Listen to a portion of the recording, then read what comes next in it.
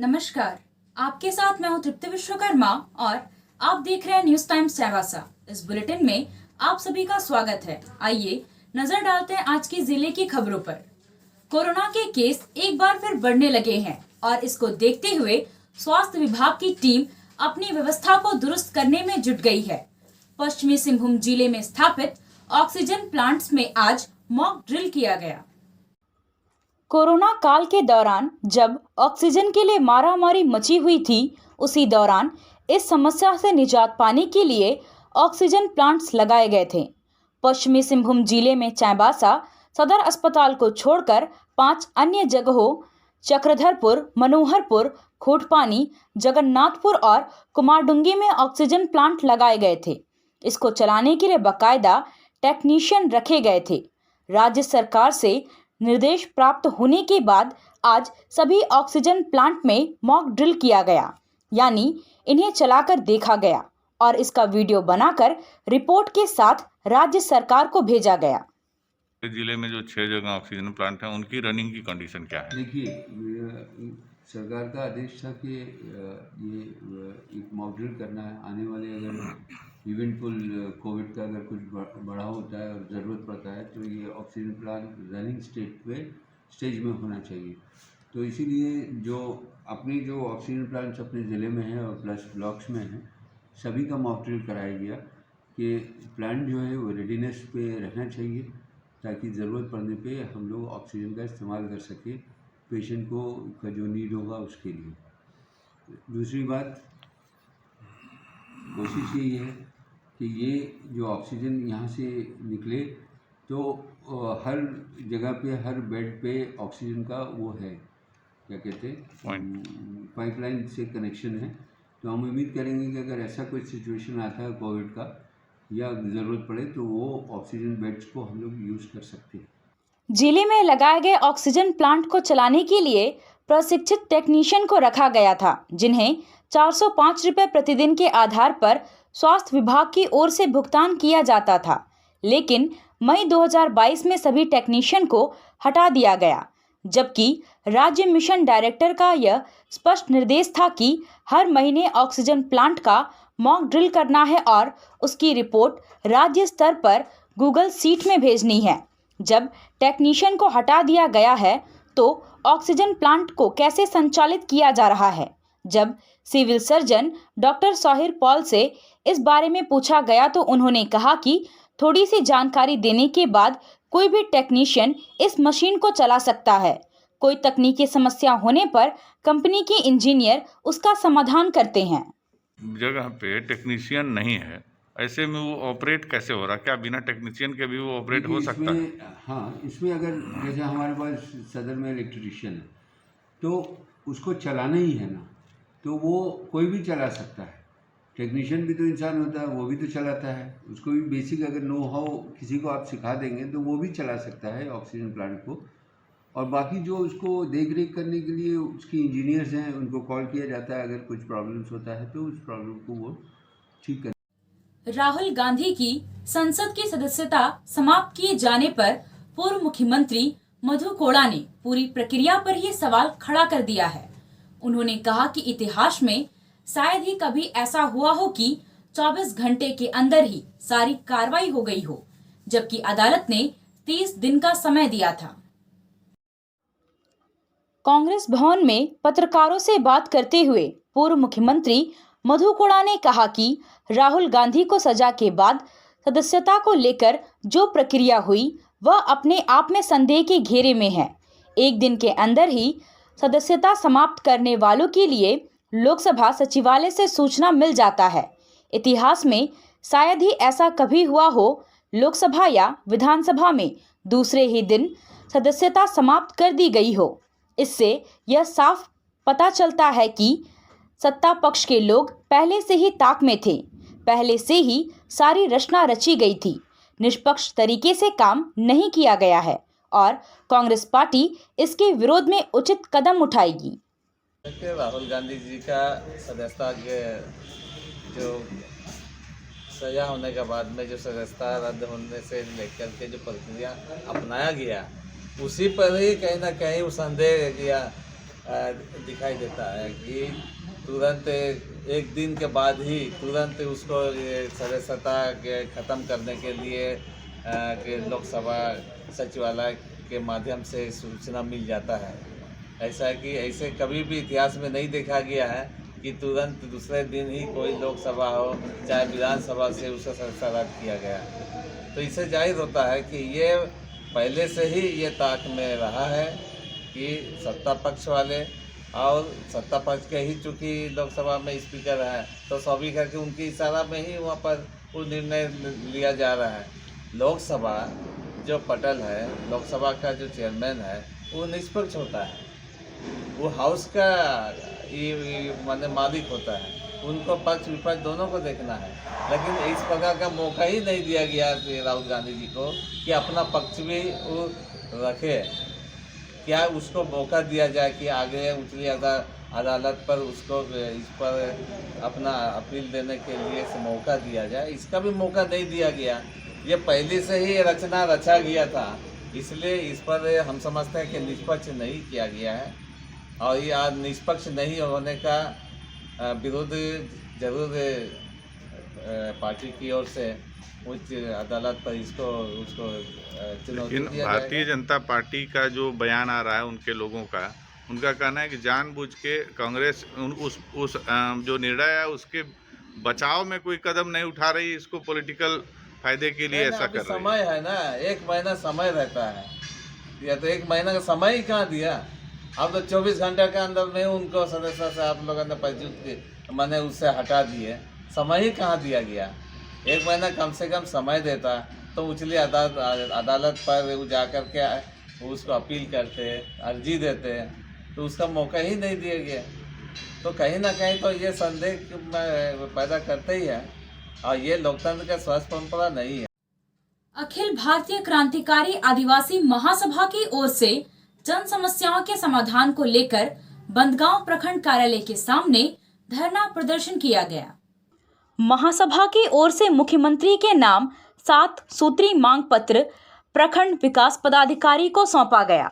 सौंपे गए मांग पत्र में कहा गया है कि बंदगांव प्रखंड पश्चिमी सिंहभूम जिले का सबसे पिछड़ा इलाका है।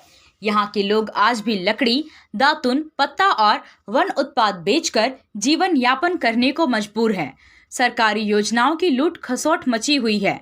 गुणवत्ता को ताक पर रखकर सरकारी काम कराए जा रहे हैं। महासभा की ओर से मांग की गई कि आधार कार्ड में उम्र की त्रुटि को सुधारकर वृद्धा पेंशन दिलाने की व्यवस्था की जाए। बिना मीटर के हजारों रुपए बिजली बिल भेजा जा रहा है। ऐसे फर्जी बिजली बिल को रद्द किया जाए। डीएमएफटी मद से जो योजनाएं ली जा रही हैं उन्हें ग्राम सभा के माध्यम से लिया जाए। पेयजल की समस्या के समाधान के लिए खराब चापाकल और जल मीनार को जल्द से जल्द दुरुस्त किया जाए। महासभा की ओर से यह भी मांग की गई है कि सरकारी कार्यों में लगे मजदूरों को न्यूनतम मजदूरी का भुगतान हो यह सुनिश्चित किया जाए। नकटी डैम के पानी को अगल बगल के खेतों में सिंचाई की सुविधा के लिए व्यवस्था की जाए। कोल्हान में शक्तिपीठ के रूप में प्रसिद्ध मां भगवती केरा मंदिर में 10 से 14 अप्रैल तक चैत्र पर्व मेला आयोजित होने वाला है। इसको लेकर तैयारियां शुरू कर दी गई हैं।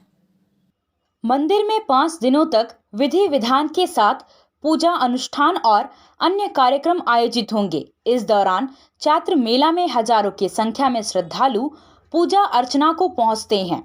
केरा राजाबाड़ी और मंदिर परिसर में छऊ नृत्य कार्यक्रम भी आयोजित होता है। चैत्र मेला में श्रद्धालुओं की हठ भक्ति भी देखने को मिलती है, जिसमें वे अंगारों पर चलते हैं और कांटों पर लेटते हैं। चैत्र मेला को लेकर आज प्रखंड विकास पदाधिकारी संजय सिन्हा और अंचलाधिकारी बाल किशोर महतो ने मंदिर परिसर का जायजा लिया। मौके पर दोनों अधिकारियों ने केरा मंदिर प्रबंधन समिति के सदस्यों के साथ मेला की तैयारियों पर चर्चा किया और आवश्यक दिशा निर्देश दिया। इस मंदिर केरा मंदिर परिसर में हम लोग अंचल अधिकारी के महोदय के साथ आए थे और जो यहाँ पर केरा मंदिर में जो मेला लगता है उसी को लेकर हम लोगों ने यहाँ का क्षेत्र भ्रमण किया और मंदिर प्रबंधन को मेला अच्छी तरह चलाने के लिए आवश्यक दिशा निर्देश दिए। राहुल गांधी के खिलाफ हुई कार्रवाई का विरोध पश्चिमी सिंहभूम में भी कांग्रेस के लोग कर रहे हैं। जिला मुख्यालय चाईबासा से लेकर प्रखंड मुख्यालय तक कई तरह के कार्यक्रम आयोजित कर विरोध जताया जा रहा है। इसके साथ ही आम जनता को भी वस्तु स्थिति से अवगत कराने की कोशिश हो रही है। कांग्रेस के लोग आम जनता को यह बताने और समझाने की कोशिश कर रहे हैं कि किस तरह से सत्ताधारी भारतीय जनता पार्टी उनके नेता के साथ पक्षपातपूर्ण कार्रवाई कर रही है, किस तरह से लोकतांत्रिक मर्यादाओं को दरकिनार करते हुए विपक्ष को दबाने की कोशिश की जा रही है। कांग्रेस भवन में नगर कमेटी की ओर से प्रेस वार्ता का आयोजन किया गया, जिसमें नगर अध्यक्ष मुकेश कुमार ने राहुल गांधी के खिलाफ की गई कार्रवाई को पूरी तरह गलत करार दिया है। उन्होंने कहा कि केंद्र सरकार हर सरकारी संस्था का दुरुपयोग कर लोकतांत्रिक मूल्यों की हत्या कर रही है, तानाशाही रवैया अपना रही है। राहुल गांधी ने सदन में अडानी का मामला उठाया तो बदले की भावना से उनके खिलाफ कार्रवाई की गई। में मामला आया, लोअर कोर्ट से फैसला आया, अभी उनका समय है उच्च न्यायालय में जाने का, लेकिन बीच में ही एक दिन आज फैसला आता है और कल उनकी सदस्यता को समाप्त कर दिया जाता है। कि लोकतांत्रिक व्यवस्था में ये जो भाजपा सरकार कर रही है, उसी के आलोक में हम लोग आज पूरे जिले में हर प्रखंड में प्रेस कॉन्फ्रेंस आयोजित किए हैं और प्रेस वार्ता के माध्यम से आम जनमानस के आपके माध्यम से आम जनता को बताना चाहते हैं केंद्र का जो सरकार का ये रवैया है। झींकपानी में भी कांग्रेस के कार्यकर्ताओं की बैठक संयोजक सिकुर गोप की अध्यक्षता में हुई, जिसमें कांग्रेस के जिला महासचिव त्रिशानु राय भी मौजूद रहे। उन्होंने कहा कि राहुल गांधी पर भाजपा के इशारे पर कार्रवाई की जा रही है, ताकि सदन में कोई भी अडानी के खिलाफ कोई सवाल नहीं उठाए। भारतीय जनता पार्टी देश में लोकतांत्रिक प्रक्रिया को समाप्त करने की लगातार कोशिश कर रही है। विपक्ष को कमजोर करने के लिए कांग्रेसी नेताओं के खिलाफ कार्रवाई कर उन्हें परेशान किया जा रहा है। केंद्र सरकार की दमनकारी नीति के खिलाफ आज पूरा देश एकत्रित है, एकजुट है। जिस प्रकार कांग्रेस के पूर्व अध्यक्ष राहुल गांधी जी की सांसद की सदस्यता रद्द कर दी गई है, ये लोकतंत्र पर हमला है, लोकतंत्र पर प्रहार है। आया आया नीलम शू में स्कूल का पोशाक, लड़का लड़की छोटा बड़ा मिलेगा हर नाम। नीलम शू, जी हाँ, नीलम शू का वादा, दाम कम मजबूती ज्यादा। नीलम शू, राजाबाड़ी गली, सदर बाजार, चाईबासा। आया आया नीलम शू में स्कूल का पोशाक, लड़का लड़की छोटा बड़ा मिलेगा हर नाम। नीलम शू लेकर आया है सभी स्कूलों का स्कूल ड्रेस। डीएवी स्कूल, संत जेवियर स्कूल, जिला स्कूल, एसपीजी मिशन, संत विवेका, रुंगटा, स्कॉट स्कूल इत्यादि के school dress, school bag, school जूते, मोजे, स्कूल बेल्ट, टिफिन बॉक्स इत्यादि उत्तम क्वालिटी के किफायती दामों में उपलब्ध है, तो अवश्य पधारें। नीलम शू, राजाबाड़ी गली, सदर बाजार, चाईबासा। जी हाँ, नीलम शू का वादा।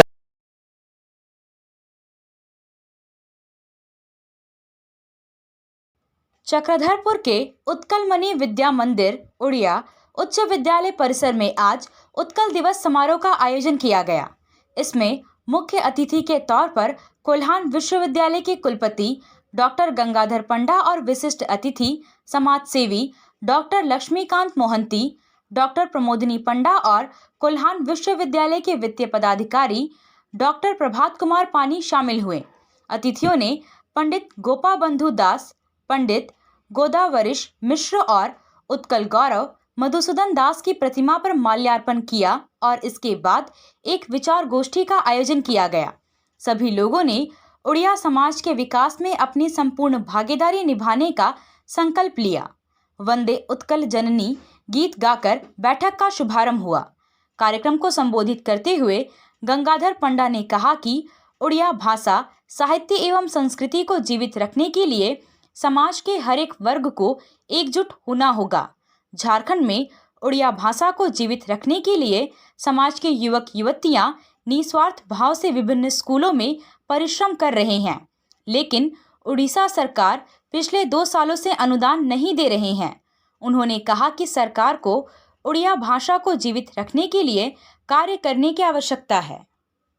मैं चूँकि उच्च शिक्षा से जुड़ा हुआ हूँ, हमारे जितने महाविद्यालय करीब 6 महाविद्यालय में उड़िया यूजी स्तर में है, लेकिन इंटर स्तर में उड़िया न होने के कारण हमको यूजी स्तर में छात्र नहीं मिल पाते, संख्या बहुत कम है।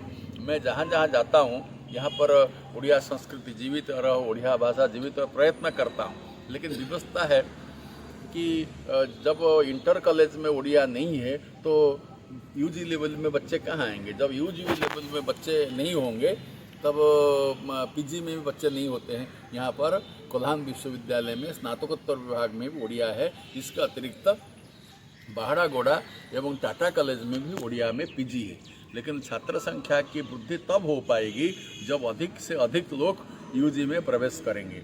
और मेरे आने के बाद जो स्नातकोत्तर विभाग है, उड़िया विभाग है, उसमें वृद्धि हो रही है, अध्यापकों की वृद्धि हो रही है, छात्र संख्या की वृद्धि हो रही है और प्रतियोगिताएं और सेमिनार कर रहे हैं। इसीलिए यहाँ के जो चक्रधरपुर के लोग रहते हैं, ये भी उनसे भी अनुरोध है कि ये प्रचार प्रसार करें। और भी अनेक कार्यक्रम मैंने भाग लिया, जैसे कि आपका संघ में ये जो प्रतियोगिता होती है, कविता प्रतियोगिता होती है, विभिन्न अवसर में ये कविता पाठ उत्सव करते हैं, कभी ऑनलाइन कभी ऑफलाइन, इसमें जुड़ा रहता हूँ। और मैं भी एक उड़ीसा के रहने के कारण यहाँ भी मेरा धर्म बनता है कि यहाँ के संस्कृति जो उड़िया संस्कृति है वो जीवित रहे, क्योंकि भारत अनेकता में एकता जो है भारत का पहचान। आपसे फिर मुलाकात होगी कुछ नई खबरों के साथ। तब तक बने रहे हमारे चैनल पर। धन्यवाद।